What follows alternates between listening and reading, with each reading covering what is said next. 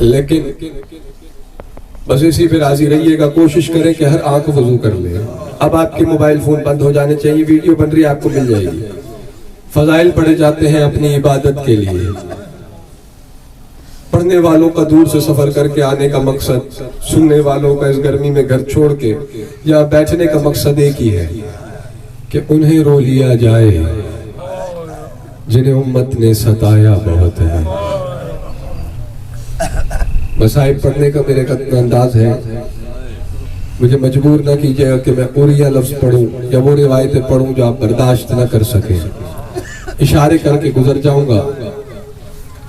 رہائی مل گئی، واپس تو پہنچے سجاد مدینے۔ شاہپور بھی پڑھ کے گیا تھا روایت، لیکن سجاد مدینے میں نہیں رہے۔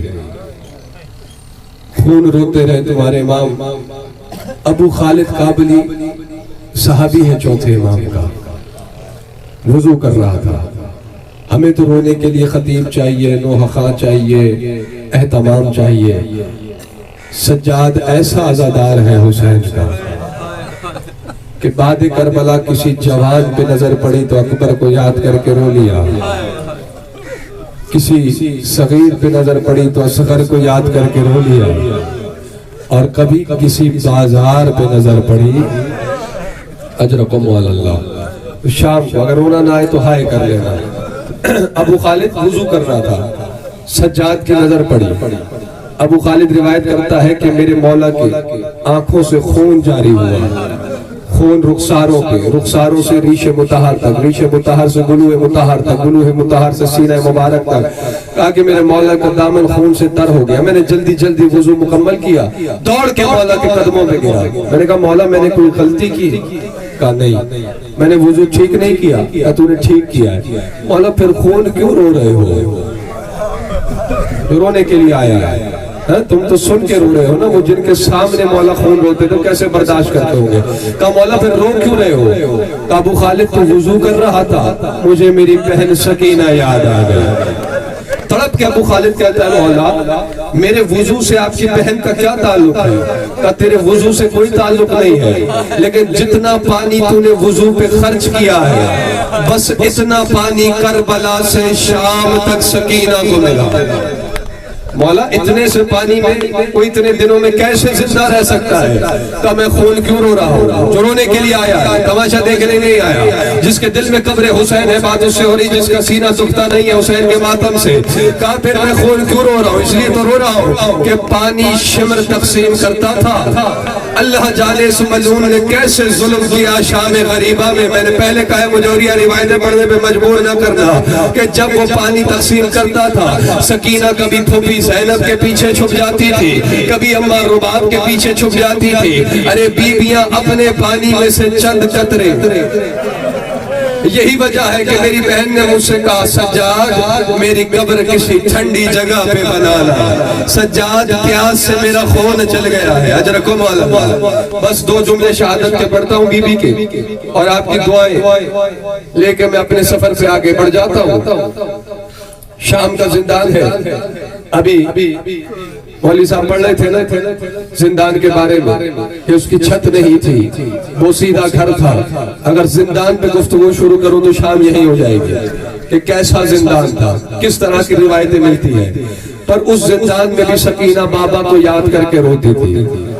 خدا کے لیے اپنے تصور کا دیکھو، تھوڑی دیر کے لیے یہاں سے ذرا شام لے چلو تاکہ ہر آنکھ وضو کر لے، تھوڑی دیر کے لیے ہر خیال اپنے ذہن سے دھو دو۔ اور اسی وجہ سے میں نے یہ روایت شروع کی۔ ایک رات جب شہزادی روئی، یزید ملعون اٹھ گیا، کہتا ہے کہ یہ بچی روتی ہے میری نیند میں خلل پڑتا ہے، پتہ نہیں پتھر کے دل ہے یا میری بات آپ تک پہنچ نہیں رہی یا آپ زبان میری نہیں سمجھ رہے۔ یعنی حسین کی بیٹی روئے اور یزید کہے کہ میری نیند میں خلل پڑتا ہے، یہ کوئی چھوٹا مصائب ہے؟ دربان کو بھیجا کہا بچی کیوں رو رہی ہے؟ آ کے بتایا اپنے بابا کو یاد کر کے رو رہی ہے۔ کیونکہ اس رات شہزادی نے جب زندان میں اپنی آنکھ بند کی تو منظر کیا دیکھا کہ لاکھوں مارنے والے ہیں، اکیلا غریب زہرا ہے۔ بس میں نے مختصر کر دیا۔ ایک مرتبہ کہا کہ اگر بچی زیادہ یاد کرتی ہے اپنے باپ کو، سر اٹھا کے میری طرف دیکھو، نہیں رونا آتا، میں تصویر تمہارے ذہن میں اجاگر کرتا ہوں۔ کہتا ہے یہ حسین کا سر لے جاؤ بچی کے پاس، اسے دے دو، اسے تسلی ہو جائے گی۔ اگر آپ کی اولادیں ہیں 4 سال کی بچی کے ہاتھوں میں اگر باپ کا کٹا ہوا سر آ جائے تو اس کی کیفیت کیا ہوگی؟ میرے مولا کا زخمی سر زندان میں لایا گیا۔ ایک مرتبہ سجاد نے کہا آؤ سکینہ، بابا زندان میں آ گئے ہیں۔ سکینہ دوڑی دوڑی آئی، ایک مرتبہ کٹا ہوا سر ننھے ننھے ہاتھوں پہ آیا۔ ایک کونے کے زندان کے کونے میں شہزادی گئی، بیٹھ کے بیوی نے بڑی لمبی گفتگو کی ہے، میرے پاس وقت نہیں ہے، میں اشارتاً جلدی سے کر کے گزر رہا ہوں۔ ایک مرتبہ باپ کے سر کو چوم کے سکینہ نے کہا اے بابا تیرا یہ حال کس نے بنایا ہے؟ اے بابا کس نے تجھے خون میں نہلایا ہے؟ بابا کو پرسہ دینے کے بعد ایک مرتبہ سکینہ نے اپنی باتیں شروع کی، کہا بابا ذرا دیکھ تو صحیح تیرے بعد تیری سکینہ کا کیا حال ہے؟ ارے تیرے سینے پہ سونے والی کا بستر یہ زندان کی خاک ہے، میرا تکیہ یہ اینٹ ہے۔ بابا تیرے بعد شمر میرے گوشوارے لے گیا، بابا تیرے بعد شمر نے مجھے اتنے تماچے مارے۔ پتہ نہیں کس خیال میں آپ بیٹھے ہیں۔ یہ کہتے ہوئے بی بی کی آواز بند ہوئی، سجاد آگے بڑھے، ایک مرتبہ کندھا ہلا کے کہا انا للہ و انا الیہ راجعون۔ ارے پھوپھی زینب پردیس میں میری بہن مجھے چھوڑ کے چلی گئی۔ ایک مرتبہ قبر بنائی گئی سکینہ کی، ایک مرتبہ قبر میں اتارا گیا۔ بس سن لیا آپ نے مصائب جسے ماتم آتا ہے، ان جوانوں کی اس وقت تربیت نہیں کر سکتا جو آنکھیں پھاڑ کے مجھے دیکھتے ہیں، جنہیں ماتم آتا ہے، جنہیں سر پیٹنا آتا ہے، جس کی ماں نے اسے ماتم سکھایا ہے، اس کا ہاتھ سینے پہ ہونا چاہیے۔ ایک مرتبہ رہائی ملی، سجاد سکینہ کی قبر پہ آئے، ایک مرتبہ کہا اٹھو سکینہ آؤ تمہیں مدینے لے چلو۔ ارے روز پوچھتی تھی کہ ہر شام یہ پرندے اپنے گھر جاتے ہیں، بھیا سجاد ہم اپنے گھر کب جائیں گے؟ آؤ سکینہ۔ ایک ایک بی بی آتی ہے، میں چھوڑ دیتا میرے پر، ایک ایک بی بی آتی ہے۔ جوانوں تھوڑا خیال کرو، اس طرح تم بیٹھے ہو، اس طرح مصائب میں نہیں بیٹھا جاتا، ورنہ آئندہ مجھے زحمت نہ دینا اگر یہی مزاج ہے یہاں کا۔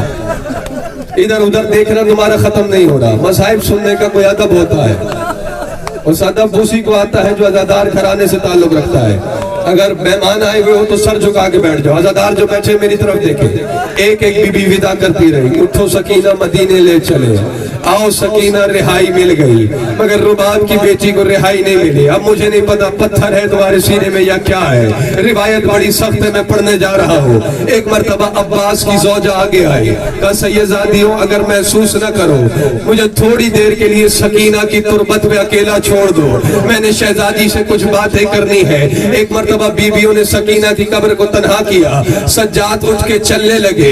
ایک مرتبہ عباس کی زوجہ سکینہ کی قبر پہ بیٹھی کہ شام کی زمین ہلنے لگی۔ سجاد نے جو پلٹ کے دیکھا تو منظر یہ تھا جسے ماتم آتا ہے کہ عباس کا کٹا ہوا سر سکینہ کے پائیں تھے۔ عباس کی زوجہ نے رکھ کے کہا بی بی نوکر معافی مانگنے آیا ہے، بی بی غلام معافی مانگنے آیا ہے، بی بی پانی کا وعدہ کر کے گیا تھا، ارے خیمے تک پانی نہ پہنچا سکا۔ قبر سے آواز آئی چچی سر اٹھا لو، میں راضی، میرا باپ